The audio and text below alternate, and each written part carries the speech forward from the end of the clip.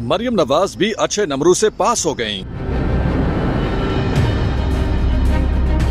साबिक वज़ीर-ए-आज़म नवाज शरीफ की साहबजादी और मुस्लिम लीग नून की रहनुमा मरियम नवाज पर उनके मुखालिफिन की जानिब से इल्जाम लगाया जाता है कि वो पढ़ाई में नालायक थीं और उनके वालिद अपने असर और रसूख की बुनियाद पर खिलाफे ज़ाब्ता उनका दाखिला करवाते थे।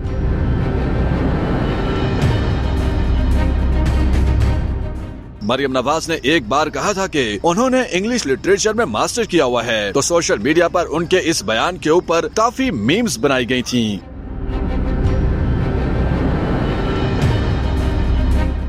लाहौर बोर्ड की होनहार तालिबा मरियम नवाज ने इम्तियाजी नंबरों के साथ 9वीं जमात पास कर ली। ये मरियम नवाज मुस्लिम लीग नून की नायब सदर और नवाज शरीफ की बेटी नहीं बल्कि उनकी हम नाम हैं। मरियम नवाज वल्द नवाज अहमद कादरी ने लाहौर बोर्ड से 9वीं जमात का इम्तिहान पास किया है। रिजल्ट के मुताबिक मरियम नवाज ने 550 में से 519 नंबर हासिल किए हैं, जो कि तकरीबन 94% से ज्यादा की औसत बनती है। इम्तिहान में कामयाबी का तनासुब 99.35% रहा।